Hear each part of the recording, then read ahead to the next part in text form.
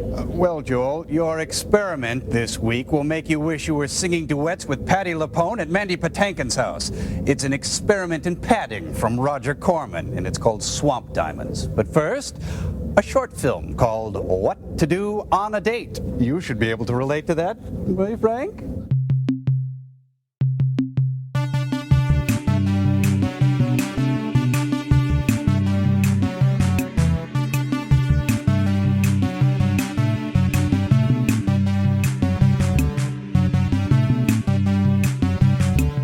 This time we watch Season 5, Episode 3, Swamp Diamonds, with the short What to Do on a Date. One of which features the shortest jeans cutoffs you ever will see on celluloid. Oof. But first, some follow-up. Yes, well, not really follow-up. Chris!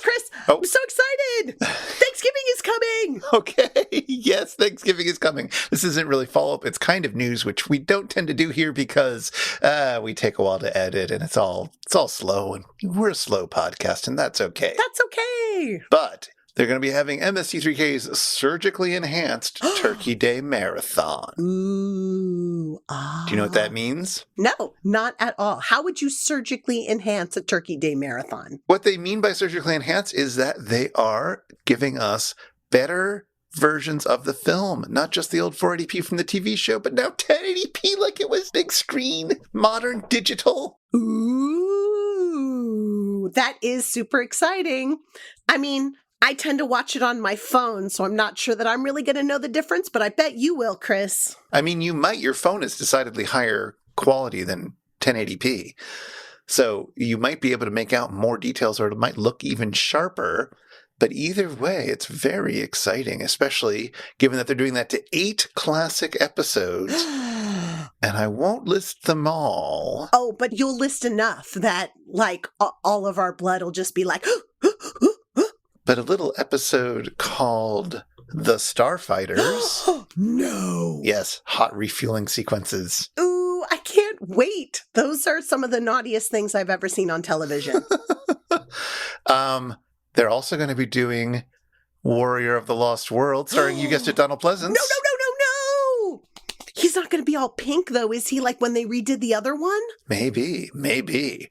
And we're going to be seeing the shiniest, newest, freshest print possible of Catalina Caper.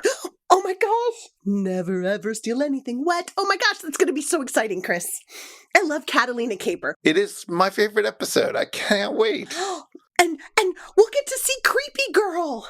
We'll get to see Creepy Girl in all of her glory. We'll get to see Little Richard, even more hopped up on goofballs. It'll be amazing. It really will be. I can't wait. I'm looking forward to it. It was really interesting watching Puma Man and some of the other ones that they've done in this treatment too. And I'm looking forward to that. In addition, they're going to be doing a couple of the season 13 episodes, specifically Santo in the Treasure of Dracula. Nice. And Beyond Atlantis. And The Short Sleep for Health. Ooh. And this will be the first time that people who haven't subscribed will be able to watch them. That was going to be my next question, is whether this was going to be available to anybody who has the app or whether it's only to people who have subscriptions. So that's really excellent that they're making it available to everyone. It's specifically, it's going to be streaming on, I believe, YouTube and on Shout Factory's website and a few other places. So you won't even need to go to the app. But if you go to the app, you can start the stream whenever you like. That's totally excellent. I can start it while I'm making my pumpkin pie. Exactly. If you're watching it on YouTube, you're going to have to be up at, let's see, for you in Pacific time, that's going to be 8 in the morning to catch Catalina Caper. Oh, well, I'm usually up by then anyway, so that works out. And you can wash that down with the great taste of Horror of Party Beach. Yeah, I saw that one recently. I'm good. Thanks. Plus, I have to watch the Thanksgiving Day parade at that time. I'm washing my hair. I've got something to do. Okay, I'll let Party Beach know that you're a little busy right there. Excellent. Meanwhile, though, we've got a date with some women in a swamp. Oh, fabulous. This time, we watch Season 5, Episode 3, Swamp Diamonds. But first, a short. What to do on a date. Sometimes I wonder how humanity has managed to perpetuate itself in the face of crippling misogyny. Why, the very patriarchal structure of society makes connecting with a partner near impossible. How can we begin healthy relationships? This short today presents two heroes, Kay and Jeff, who will guide a fragile young Nick on his first steps towards smashing the patriarchy. Yes, dating is all about, this may shock some of you, talking to people and asking what they like to do. It's a bold concept. So bold, it takes a whole short for Nick to realize just how right it is. Jeff tries to tell him, call Kay, ask her what she would like to do. Nick asks, how do you know what a girl would like to do? The answer, so blindingly obvious, but Jeff still patiently tells him, you could ask her. Seriously, folks, this is the dating advice people needed, and it turns out still need, since even Tom didn't really get that message from the short. So in the absence of a quick dismantling of our collective oppression, I say what the world needs now is more weenie roasts. Weenie roasts, weenie roasts, weenie roasts. The end. And now for our feature presentation. We begin in New Orleans. Mardi Gras, or something, is in full swing, and Mike Touch Connors and his rich girlfriend are making out during the parades. Mike has a promising oil well out in the bayou, and his girlfriend is so rich she doesn't realize that there are bayous in Louisiana. Anyway, they're going to hire a guide and check out this oil well in the swamp to romantically gaze at the beautiful oil well. I guess that's what to do on a date. Anyway, meanwhile, Lieutenant Lee Hampton, policewoman, takes on a dangerous assignment. Go to jail. There, she's going to befriend the notorious Nardo gang and help them escape, and then follow them to wherever their stolen diamonds were stashed. Will this straight-laced cop fit in with that wild girl gang? Well, the three inmates, who we could nickname Red, Blonde, and White after their dye jobs, are plenty sassy, but Lieutenant Lee has a plan and a getaway car prepared, so they agree to go along with her. And away they go, out of the prison, into the car, down to the swamp.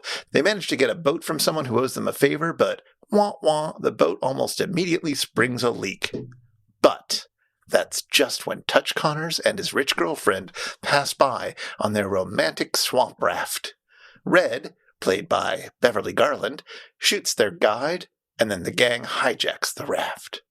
Eventually, alligators decide to eat the rich, literally, and that takes care of Touch's girlfriend. No one seems to miss her too much, not even Touch, but eventually, the gang all reach the place where the diamonds are stashed. And on their way back, when everyone is sleeping, Red takes all the guns, takes all the diamonds, and takes all the Touch. And rather than heading off with the raft, decides to, wait in ambush to shoot everyone. That gives the gang plenty of time to put together a makeshift spear, and thwong, Red is dead.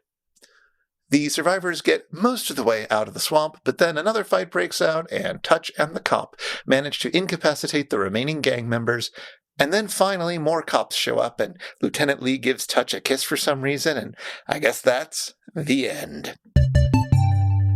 Meanwhile, on the satellite of love, everyone is obsessed with dating. Everyone! And it doesn't start with the short this week. Oh, no. Crow, as Spock, wants to date in the opening sequence. Even the Mad's invention of the TV that shows you what you'd be doing if you weren't watching TV shows a crazy, mixed-up world where Frank dates Michelle Pfeiffer? And Dr. Forrester menages with Richard Nixon and Dr. Kissinger? But to live on this wild side, they'd have to miss the life advice of David Hasselhoff and Baywatch. Also, McKenna's Gold? Sigh. Tom gets this wacky idea that he wants to go on a date with GPC, inspired by the short. He psychs himself up and gives her a call. In typical geek fashion, GPC doesn't even know Tom exists. Does not even know his name. Seriously, there's like 3 bots. 3. She doesn't know his name. So the asking out includes much pleading. Please, please, please, please, please, please, please, please, please, please, please. Let's face it, Tom is no Richard Basehart. GPC acquiesces, but only if Tom agrees the date ends when she says it ends. A very worthy condition. Why haven't I ever thought of that? Joel and Crow help Tom set up a scavenger sale for his date, just like from the short. GPC is looking fine with her big red lips. Tom is looking preppy and cool in his polo, but he just talks too much. Clearly something I couldn't possibly relate to. Ultimately, GPC says they shouldn't see each other anymore, and Tom can't hardly contain his heartbreak as the letter Joel reads discusses a wedding the Satellite of Love folks are invited to. Each mention of love, wedding, bridesmaids, fiancé is a jab at his freshly broken heart, which is just how Michelle Pfeiffer would have felt if TV's Frank left her at her front door in order to go home and watch TV. So maybe it's a good thing Frank stayed home. However, it's worth noting Dr. Forrester is no longer watching TV. Henry Kissinger, eat your heart out. What do you think, sirs?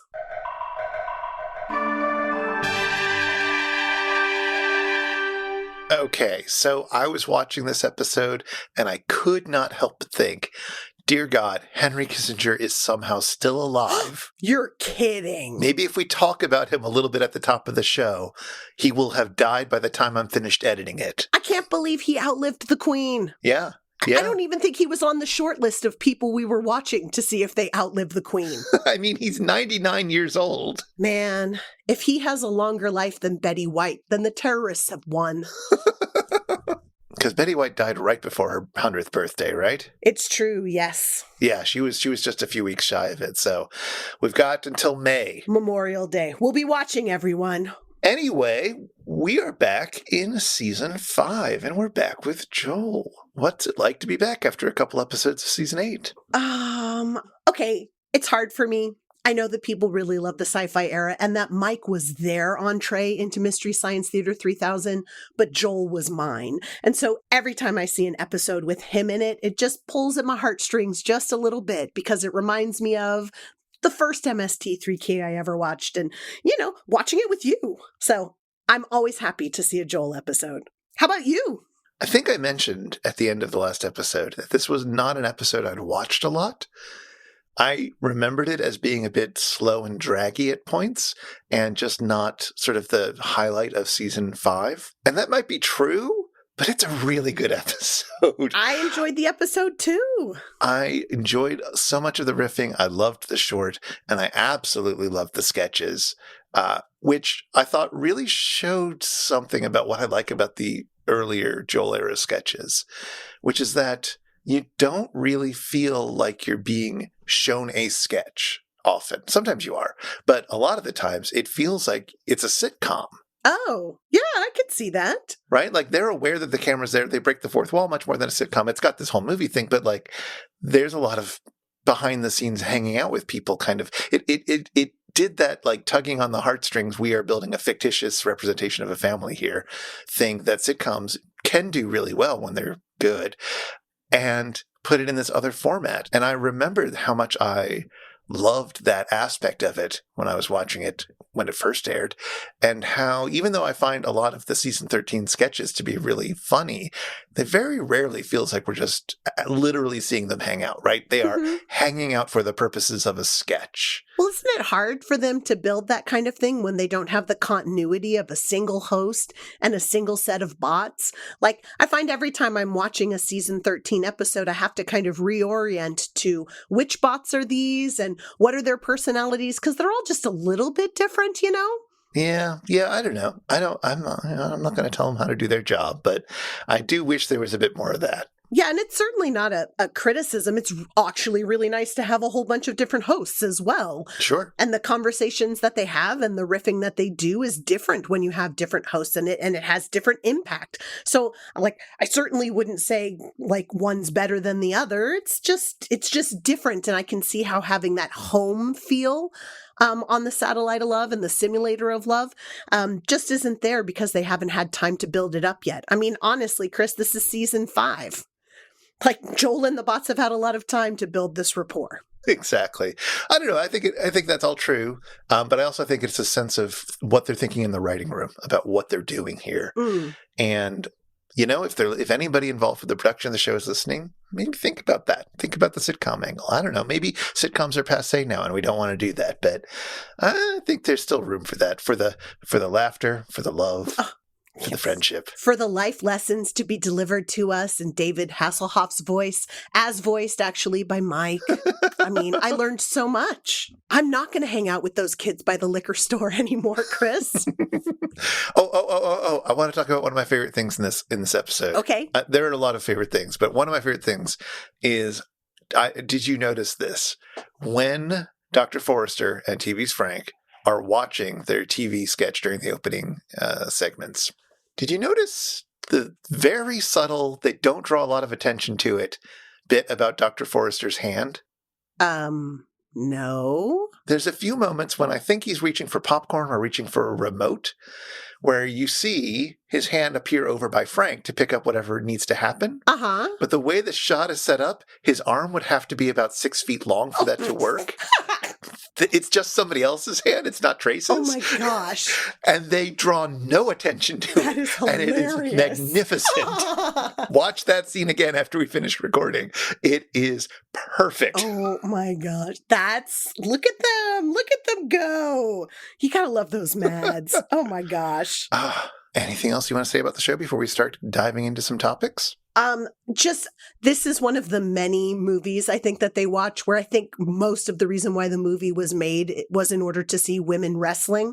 It seems like in the 50s, that was just something we all wanted. I feel like in Manos, that was part of why Manos was made, so that we could see ladies in nightgowns wrestling, and we get to see ladies in super short shorts wrestling here in the water and out of the water. It's so versatile. Yeah. You also get to see a sequence where two of the women are bathing in the water, in the nude. Sure, and Touch is just standing there like, sup, ladies. What? What are you doing? That is some brackish swamp water that I cannot see your naughty bits through. Oh, it's true. But the water that his girlfriend drowned in, you could have seen everything. It's a good thing she had her clothes on. Yes, that was definitely, as the bots note, very obviously filmed in a pool miles away. Oh, yes. No wonder she didn't know there were swamps in Louisiana. Seriously, she was just going to the pool the whole time. But yeah, no, absolutely. Roger Corman liked his women wrestling, and that is one of the ways that he could sell a movie. He was going to do it.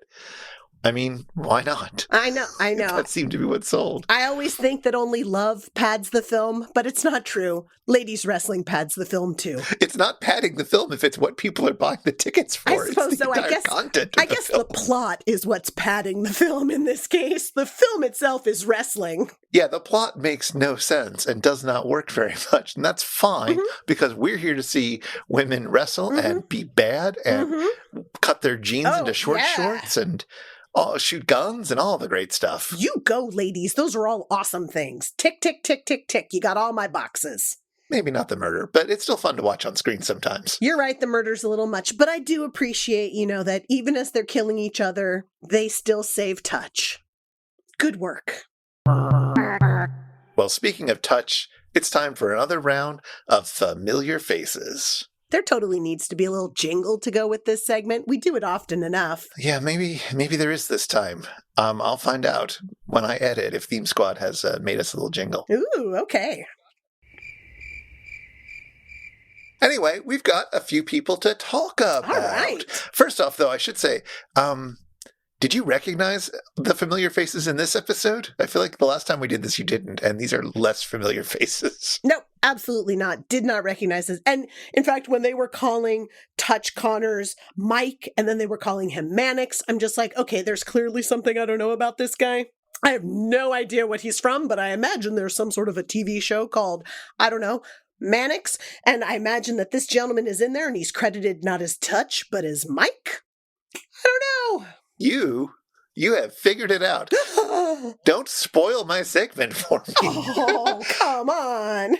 No, that's the stuff that you're kind of expected to know going into it, that he was in a show in the late 60s and early 70s called Mannix. Cop show? Is it a cop show? I mean, what else could it be? He's a private investigator, so close enough. Normally, I don't like to talk about people's quote-unquote real names, because a lot of, actors choose their names to get away from those names, Sure. or they change their names for other reasons, and it's complicated. Mike Touch Connors hated his name.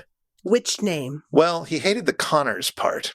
Okay. See, he was of Armenian heritage, and he was born Krekor Ohanian Jr. Whoa, that is a difficult name to go to Hollywood with in the 50s. Exactly. But that wasn't even the problem. I mean, Krekor probably was, but it was the Ohanian or Ohanian. I'm not sure how he pronounced it. His agent thought that Ohanian sounded too much like the name of George O'Hanlon. Whoa, okay. Which obviously was a problem, right? Not for me, as I have no meaning to go with that other name, but what is that other name? George O'Hanlon was, you probably know him best as the guy who gave the voice to George Jetson. Oh, okay, yes. Right. So he suggested Touch Connors because Connors was an all-American name. And Touch he came with. Touch was a nickname that he received when he was in high school basketball. No way. No way. I don't fully understand how you get the nickname Touch. I don't want to fully understand getting that nickname. I mean, if you have a good touch on the ball, that is a thing, but oh dear. Sure. Oh dear. Yeah, although it's better than some of the other suggestions that they had instead of touch, like jab or spurt or whatever it was. My goodness. Well, by the time he was powerful enough in the industry to change his name, he was too established to change it, so they wouldn't let him. Yeah. Anyway, he got a bunch of TV and film work in the 50s and made a few films with Roger Corman, like this one. Ooh, he made another one with Roger Corman? Yes, he was also in the Corman film The Day the World Ended. Oh. Which has not been riffed on this show. Not yet. But it was the subject of MST3K, the home game. What? There was a home game? How did I miss the home game? Were you watching the Sci-Fi Channel in 1997? No, I was graduating from college. There you go. You were probably a little busy. I was a little busy, that's all. But in 1997, right before season 8 began on its new home on the Sci-Fi Channel, it was meant to get people excited. So they showed a bad movie. They showed this Roger Corman film. And then using this weird thing called the internet, people were able at home to type in their riffs and have them run across the bottom of the screen live. Oh my gosh. That sounds so dangerous. Maybe that's just because I know what the internet looks like now. I think there was a moderator. Okay. But I will say, not only was it potentially dangerous, even if there was a moderator, I tuned in to watch a bit of it, and it was nearly unwatchable. The movie was? Or the riffing? Well, the movie with the riffing. The riffing was just not good. And that's not a good way to show it, right? It's like watching a Twitch stream where people are riffing along with something. It's just that's not how I want to engage with riffs. No, it is really nice for those riffs to kind of be curated and sifted through and the best ones chosen and then given personality and breath to, Exactly. Yeah, there is an art to Mystery Science Theater 3000. It's not just sitting in a room and yelling at the screen. So the question is, are we going to one day cover MST3K, the home game, on this show as a bonus episode, like we do with some of the other special episodes they did? We will have to weigh our options, Chris. We will have to weigh our options. Is it available? Can you find it somewhere? You can find it on YouTube and you can find it other places, yes. The movie with the riffing or just the movie by itself or both? Yes, somebody's VHS taping of the original airing is available. With the original commercials? Presumably, yeah. I'll admit I didn't watch the whole thing. If it's got commercials in it, I'm on board, Chris. We can do it. 1997 commercials are awesome. I can't wait. I will look forward to the commercials. It's just like the Super Bowl. I will be looking forward to the commercials. Well, anyway, back to Mr. Connors. He continued to get work through the 60s, and then in 1967, he got the role he's famous for, which is, of course, Mannix, who, as you guessed, is a PI. Now, is Mannix's first name Mike, or is that the name that Touch Connors wanted to have as his first name when he wanted to drop Touch? He was Joe Mannix, as it turns out, which I didn't know until I was looking this up. And Joe Mannix, you might be surprised to hear this, he's a PI who goes against the authority. No. Really? Yeah. And what do you think the authority is for Joe Mannix, PI? I don't know. The patriarchy? Come on, it could be anything. Yeah, it's a supercomputer. Oh, fabulous. It's Hal. Yeah, kind of. I've never watched this show, I have to admit. So I was just reading up on it. And apparently in the first season, at least, he's working for a detective agency that has this new supercomputer technology to assist the detectives in their crime fighting. And Mannix says, no, I'm going to use my gut instead. Because, he's different from all the other PIs with TV shows. Sure. After the first season, they got rid of the whole supercomputer angle because Lucille Ball thought the computers were too weird for 1967 audiences. And Lucille Ball got to decide that because it was a Desilu production, of course. Nice. Go Not Lucy. not just because they listened to Lucy for whatever she's going to say. After Mannix ended, Connors continued working, and he tried to launch another show about a former detective turned skipper of a boat that you could charter. Wait, is this the SS Minnow? Because I think I've seen that show. No. But the important thing is that in this one, the boat skipper was named Carl Ohanian. Oh, look at that. He brought his name back. Yeah, unfortunately, didn't make it past the pilot. Oh, well, the 60s. What are you going to do? Yeah, I think that was the 70s, but still. Even worse. Yeah. Anyway, he continued acting well into his golden years, and yes, like many actors of his age, he did get a few parts on Murder, She Wrote. What about Bonanza? Was he on Bonanza? He was on a bunch of other Westerns, but I didn't see Bonanza in the list, but I could be wrong. Oh, my heart is broken. But that's the Touch Connors story. And now I want to turn to Beverly Garland. Which one was Beverly Garland? Red. Beverly Garland's the one that kills people and gets killed dramatically. Okay, the gun lover. Yes. Yes, all right. Did she look familiar? She did not. She looks like a very typical 50s actress, as did the other two members of the gang. They did not look extraordinarily different from other actresses. Yeah, they were fulfilling certain archetypes, I think. Yeah. You have seen Beverly Garland in things before because she plays Lee Van Cleef's wife in the Corman movie It Conquered the World, which was riffed in season 3, of course, and which we covered in episode 7. She's also the lead in a Corman movie called Gunslinger, which was riffed in season 5. Oh, okay. I don't know whether we would have watched that together, but I will be watching it soon enough, I'm sure. Yeah. Did she ever do something not with Corman? Yes. Well, she was in a few movies with and without Corman, but she got most of her success in TV. Oh. So in 1957, Beverly Garland starred in a TV show called Decoy, which was the first TV cop show with a police woman in the lead. Oh, that's exciting. Yeah, well, it was very popular, apparently. Didn't last very long, but it was very popular. Oh, man, I wonder if my mom watched it. Maybe. She may have also seen Beverly Garland in the later seasons of My Three Sons. Do-do-do-do. Exactly. Do-do-do-do. So you may remember Fred McMurray is the main guy in that, is the dad. She marries Fred McMurray towards the end of the run and moves in and brings a daughter along. Wow. A precursor to the Brady Bunch. Look at that. Kind of, yeah. My Three Sons, just a little side note here, also starred William Frawley, who is more famous for playing Fred Mertz on I Love Lucy. Wow. He played Fred McMurray's father-in-law in the early years, but as the show went on, because it lasted for a long, long time, Frawley's health declined, and eventually he was replaced by a character named Uncle Charlie, who was played by William Demarest, who got a shout-out in the riffs as they compared the raft guide who gets shot by Beverly Garland to Mr. Demarest. Didn't Fred Mertz get a shout-out as well towards the beginning of the episode? They had there was some old guy who was just dancing as part of the whole Mardi Gras thing in front of them, and they said, oh, it's Fred Mertz. Fred Mertz is Gigi. Fred Mertz is Gigi. And then they do some weird French riffing. It's totally great. Yes. So she played a 50s mom, because she does have a little bit of that vibe, I suppose, although she's trying to be a bit more sexy in this film, I think. Sure, she's no Donna Reed, but... No, exactly. She's definitely got a little bit of an edge to her for that. She would also play a mom in the 80s on the show Scarecrow and Mrs. King. I vaguely remember that. She's a mom in that? I don't remember there being a mom. She's the mom of Mrs. King, who was divorced. And so the mom stayed and looked after the kids and so forth. And while Mrs. King and Scarecrow went out and fought crime. They fight crime. Here's the weird thing. She never did get a guest role on Murder, She Wrote. What? I know, it's weird. But she has an even more impressive legacy because she was in 3 episodes of MST3K by season 5.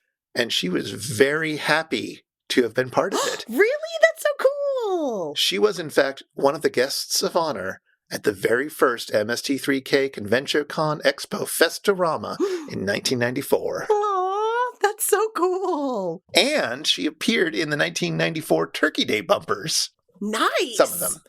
So the Turkey Day bumpers at this point in the show's history, you know how like in season 2, they gave Best Brains, the people who make MST3K at the time, they gave them some money so that they made those little shorts where they sing, we gather together to watch cheesy movies on Comedy Central on Thanksgiving Day. We're yes. going to get copyright strikes. Okay. Oh, sorry. Yes. I totally remember those. They were my favorite. I still sing that song to you on Thanksgiving. Exactly. Well, by 1994, they weren't offering very much money at all. And so Best Brains said no. And so Comedy Central hired somebody who is cheaper than Joel and Friends, Adam West. No. Adam West at a spectacularly low point in his career, and a few other stars who were in some of the episodes, including Beverly Garland, to introduce their movies. Wow. You know, Adam West graduated from my alma mater. From your college, not your high school. My right? college, yes. Yes. Mm-hmm.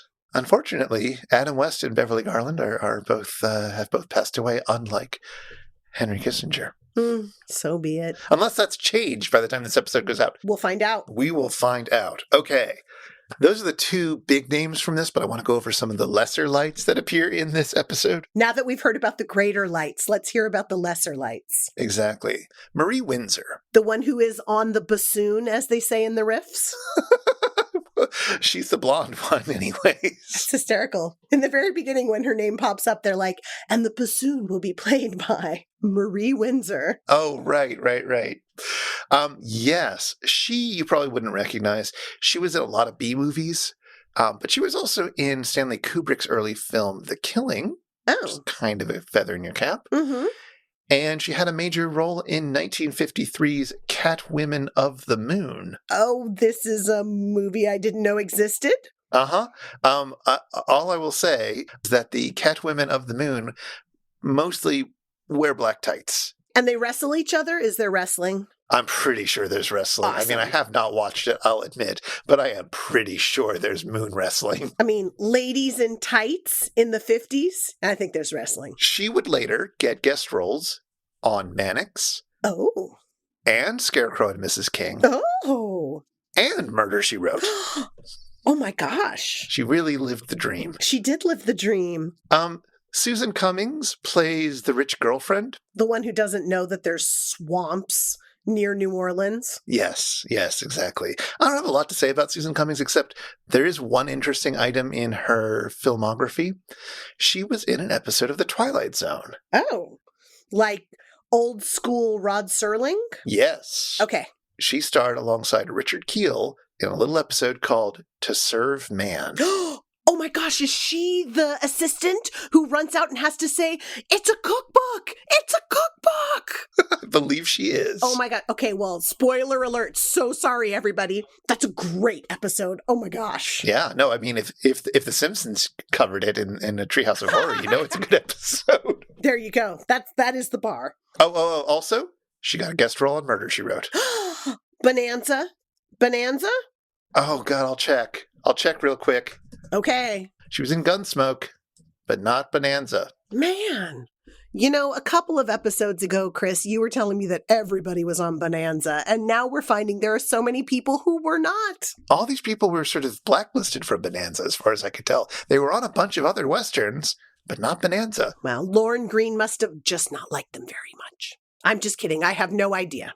Okay, two more. First off, Jonathan Haze. He is playing the pickpocket, a guy who's pretending to be drunk in the early parts of the movie, and pickpockets touch a couple too many times. He's the connection between the original storyline and then the new storyline, which becomes the dominant storyline because, of course, our cop, who becomes the prisoner, who leads the gang to get the diamonds, she's the one who brings him in. Yep. He's our connection. It's very elegantly written. You're absolutely right to note that. My goodness. My goodness. So he mostly appears in a bunch of Roger Corman films. That's kind of the bulk of his filmography. He was in It Conquered the World. He was in Teenage Caveman. He was in the Saga of the Viking Women and all the blah, blah, blah, blah, blah, blah, blah. He was in Gunslinger. He was in The Fast and the Furious. Stop it. He was not. Yeah, well, not the Vin Diesel one, the one from 1954. Oh. Yeah, there's another Fast and the Furious movie. It's a Roger Corman film. I had no idea that Vin Diesel and Paul Walker were ripping off Roger Corman. I don't think it has any connection, except there's a lot of driving in both of them. Huh. The people who made the 2001 Fast and the Furious with Vin Diesel, they licensed the title from Corman. Apparently, they paid him in stock footage they would let him use, which is the most Roger Corman deal I could imagine. Oh my gosh, that's fantastic. Oh my god. Jonathan Haze also has one other big role that you may know about. He was in another Roger Corman film. He played a guy named Seymour in a film called Little Shop of Horrors. Wait, I'm sorry. I know the musical Little Shop of Horrors. You're telling me Roger Corman did a movie called Little Shop of Horrors. I assume it's not the musical. It's not the one with Steve Martin in it. Well, no, that's from like the 80s, right? Yes. So is this a John Waters situation like Hairspray, where they made the movie first and then somebody made a musical version of it? Yes. Oh, wow. This is one of the Roger Corman films that people really like. Nice. I admit, I have not seen it. I have seen the later musical version of Little Shop of Horrors, but I believe people really quite like this one. Wow. I would not have thought that Roger Corman and John Waters would have had that in common, but that's amazing. When you make enough films, things will happen to some of them. Sure. And I guess that Hollywood hasn't just started recycling stories. They've been doing it for a while. Exactly. Finally, David Stern is our screenwriter. So you don't get to see him, but he's in the credits. And here's the thing. I'd like to bring this up every so often. That IMDb, much as I love it, much as we all use it, much as it's wonderful, is not always the most reliable source in the world. Oh, what did they get wrong this time? Well, they think that this David Stern is the same David Stern who wrote the novel Francis the Talking Mule, and who then adapted it for the first Francis the Talking Mule movie. Do you know about Francis the Talking Mule? This is a precursor to Mr. Ed or after Mr. Ed? It is a precursor to Mr. Ed. The character originated in the novel by David Stern from 1946. And the film started coming a few years after that, and there were several films. Eventually, all the original talent had nothing to do with the films, because that's how Hollywood works. But the films were reasonably popular. But you're saying that David Stern is not this David Stern. I don't know.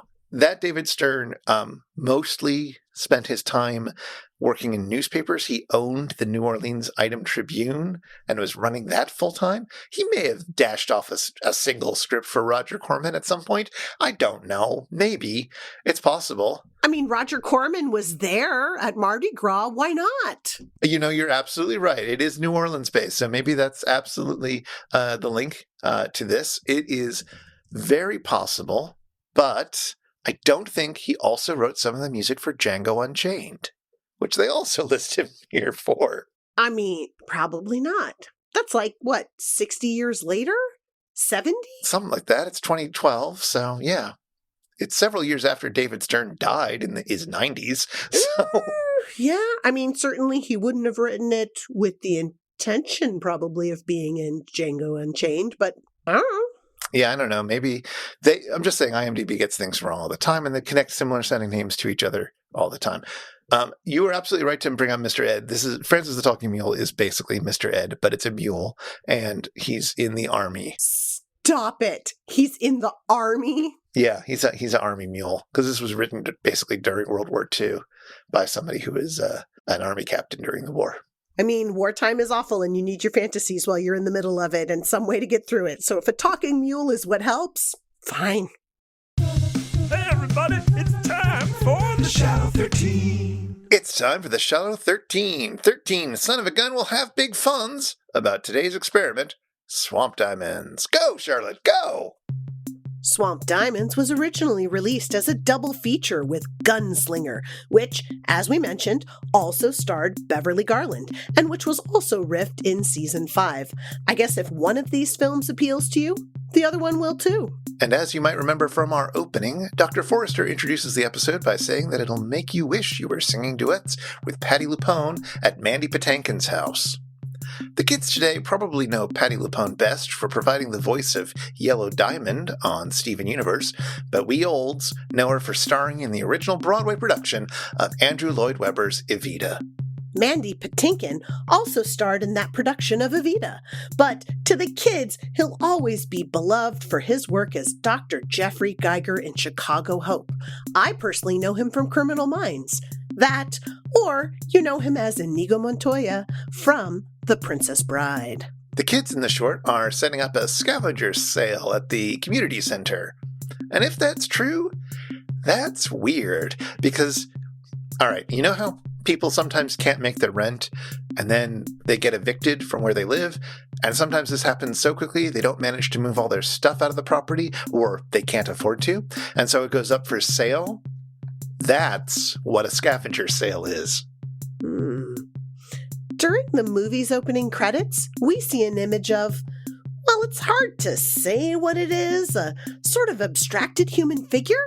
Crow mutters, Camille Claudel. That makes as much sense as anything. Camille Claudel was a sculptor who, for a while, worked closely with Rodin. You know, the guy who made The Thinker. Claudel was significantly younger than Rodin. She was his model and his lover for a while, and while she was working in his studio, she was something as a protege of his, but it's unclear who was the greater influence on the other. Her works, like his, were usually human figures pushed to some degree of abstraction, but had a bit more sensuality and sexuality to them than his did, or, well, let's just say a less brutish sexuality. Anyway, her artwork is pretty interesting. We'll have some links in the show notes. When we meet the gang, there's a quick shot of Red and White turning their heads as an alarm bell goes off, and Joel says, Which twin has the Tony? Now our two inmates look a bit similar in this shot, but Joel isn't trying to figure out which of them won a musical theater award. No, this is a reference to a hair care product.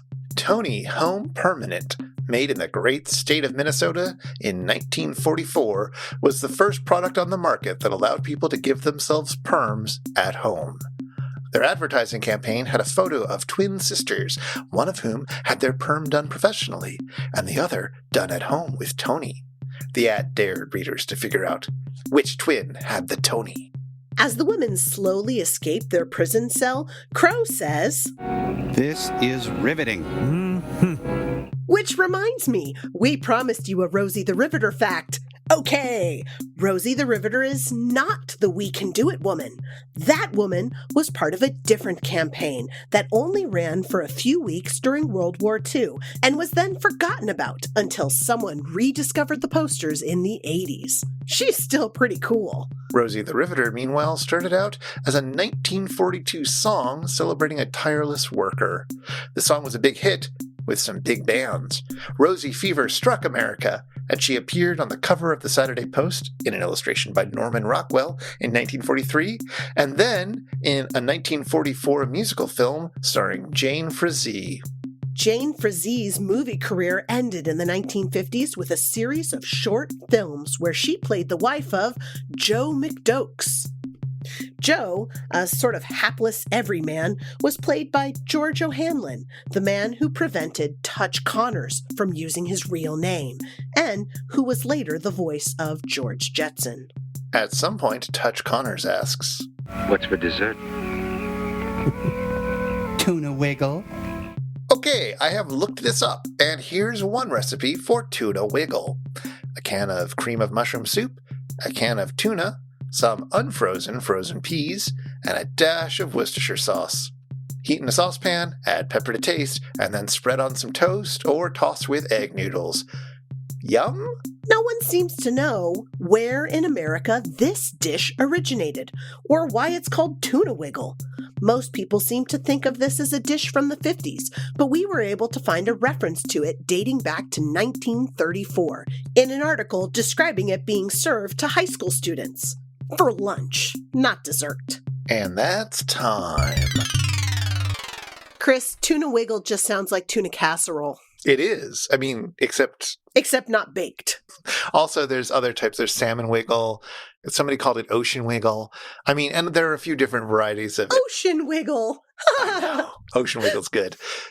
Yeah, you can do different things with it, but I don't know. Is it good? Like, does that sound like something you have or would make? So when I was a kid, I liked my mother to put the tuna on one half of the casserole, and I would eat tuna casserole without the tuna. Now I make tuna casserole and I make it with tuna throughout. Okay. So I like tuna casserole. We make it especially in the wintertime. You know, casseroles are all about wintertime. Sure. The internet seemed divided as to whether this was any good or not. Well, I suppose we're divided as well, seeing as you are vegetarian and will not be eating any tuna wiggle, casserole style, or no. And in the 1950s, I would have felt very uncomfortable at a weenie roast. Ooh, I think everyone feels uncomfortable at an event called a weenie roast. Especially if you chanted at the end of a description of a short that's about ending the patriarchy. It's totally true. I mean, if the weenie roast is going to help, I'm all for it. But that doesn't mean I'm going to feel comfortable while I'm there. I've got standards. Like, I'm ready. I'm ready to smash the patriarchy. But I want to do it in my sweatpants and no bra, because that's what you do when you're fighting the patriarchy. You got to be comfy. So, you made a good point in your description that this short is largely about people just having to learn that you can ask people what they might like to do. It's shocking that wouldn't be the first thing that you would think. And I mean, to be fair, the bots also make the point like, Kay, what about my needs? And it's like, no, this really should be a two-way conversation, right? Like, Kay needs to be honest when Nick tells her, do you want to go to a weenie roast? Would you rather go bowling? Are these things you like, right? Like, she needs to be honest and tell him, and he needs to do things that he enjoys too. Otherwise, they're going to have an unhappy marriage and all of that, right? Yeah. Like, dates aren't any fun if everybody's lying to each other. That's... It's a different kind of date, if that's the case. Let's not paint too broad a brush here. Sure. But if the purpose of dating is to create a connection with a person and to maintain that connection for a long period of time, which any short from the 50s is going to be suggesting is the ultimate goal, seems like beginning honest discussion and talking to each other is a good way to go. But I still want to think about like the community center aspect of all this. Like the community center is a place where events are happening that teens can go to and hang out at and maybe have little dates at. So was there a community center in your life as you were growing up that this sort of thing happened with? So there was a community center in the place where I grew up, and they had things for people of all ages, but I feel like they had a really hard time planning things for teenagers. Because I think when you're teenagers, you poo-poo things that adults plan for you as not cool. So, like, you just didn't get buy-in from teens. There were totally things for younger kids, like, Easter egg hunts around the holidays, and they had Santa come in. They did things around specific holidays, usually Christian ones, right? And they had something around 4th of July, and, they organized parades and things like that. But I remember their teen events just not being super well attended.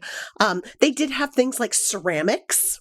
So like you could go and you would choose a thing that would be baked in a kiln, and then you would paint it and everything and do all of the shaping and learn about the tools. So they had some classes like that available to teens, but it wasn't really events like this thing's putting on. Like those were more things that would have been put on by a booster club inside of the high school.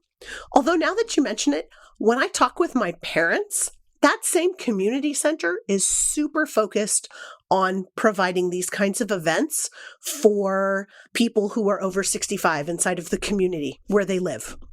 So there's all of these things that are available to seniors. And they organize events for seniors. They organize buses to go to casinos, to go gambling, or buses to go to San Francisco, to go to art exhibits and things like that. So it seems like the community center either is more focused on seniors now, or that's just what my parents are tapping into because that's their place of life. I don't know. Do you have a community center in your area where you live now? Well, where I am now, that's an interesting question. When I was growing up, The functions that you just described for a community center were largely happening at my local church, which my mother was very active in.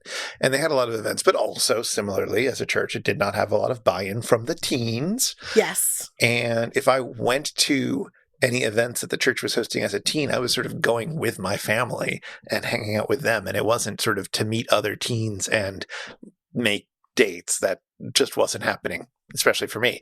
But, I would go and we would do square dancing or have penny socials or things like that. There were all sorts of things we could do, and that was all perfectly well and good. Mm-hmm. There was a community center that was very different that I did take advantage of, especially in my older teen years, which was, I was growing up in New York City, and in the Village in New York City, there's the lesbian, gay, bisexual, and transgender community center, which did have programs for gay teens to give them a place to just meet other gay teens and live vaguely normal teenage years a little bit. And it was a fantastic resource for me at the time. They would sometimes put on events that were meant to be sort of extra things for people to do rather than just come for the sort of weekly hangout circle for teens. Did they do things like dances or something like that, or was it more low-key? Yeah, as I remember, they definitely did have dances because I remember going to one. And I think they were sort of timed around prom season so that you could at least have a prom to go to. Oh my gosh, that's so awesome. And it wasn't like you had to be graduating, but you could go to it several years in a row, of course. But that was super good of it. And again, this was in the 90s, like early 90s. Yeah, so it was a time where you were not putting a picture up on the internet saying, my school won't let me go to this dance with the person that I want to go with. So there needed to be another place to go. Exactly. And, you didn't have to have a partner. There wasn't any sort of, if you had one, that was fine, but you didn't have to have one. Also good. Yeah. Yeah. There is similarly a really wonderful queer center here in Toronto of the same kind that I have barely interacted with, I have to admit. But I have definitely referred people to it when they were in need. But do you think that it's more aimed towards a specific age group, or do you think it tries to reach people of all ages? Because it's a really hard thing for a community center to be so broad in its programming. So do you think they aim towards your age group? Our age group?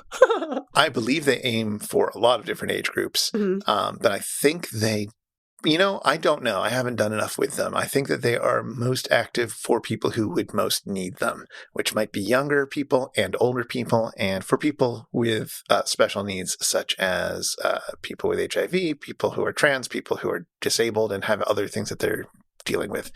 But I don't fully know. I have to admit, I don't super know because, I got my thing going on and I'm not, community is an interesting thing, right? Like, do I have a community that is in the city that I live in?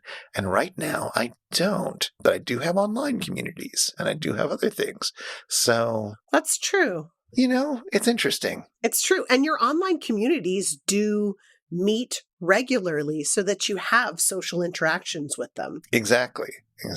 And you don't have to be in the same physical location. And we don't get to do weenie roasts. Everybody could roast their own weenie. Everybody, this Friday, let's all roast our own weenies, if you know what I mean.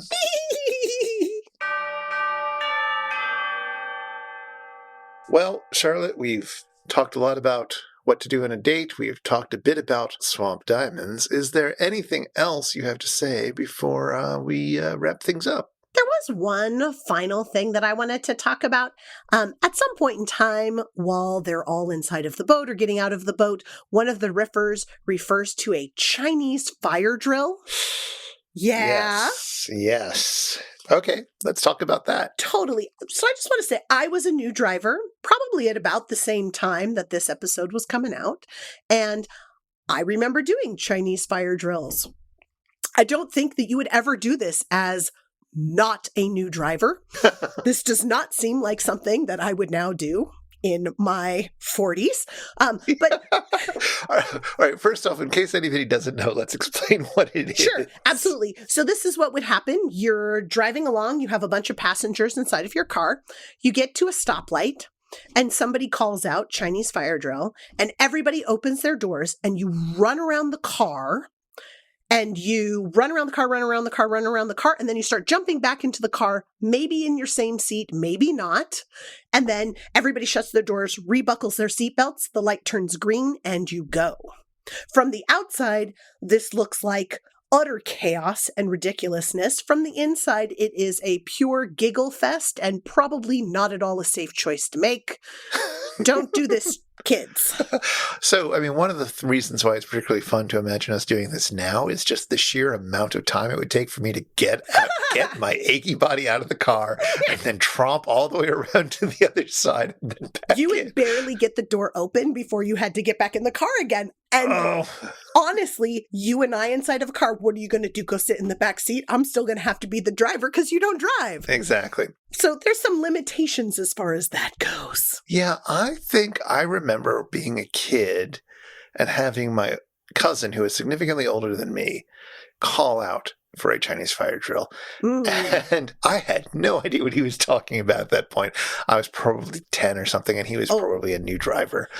And he explained, and I just had that thought of like, why would you do that? Because I was no fun as a child. Clearly, no fun as a child. But also such an unsafe choice. Sure.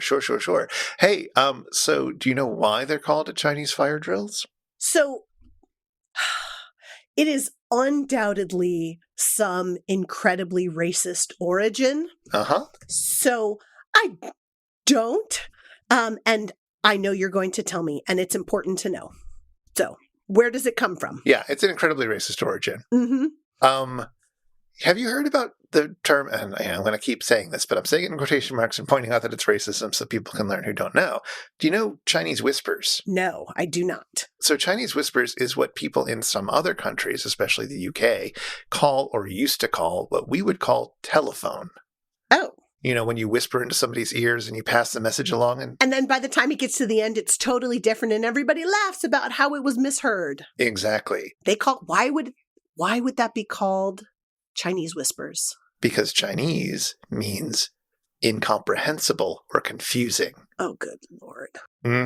Awesome. And so a Chinese fire drill is one where everything goes out and is very, very confusing. And then you come back in and you've achieved no purpose, because that's what, as they say, Chinese is like, that's what it's all about. My gosh. That's the racism. Enjoy it. Yes. Super.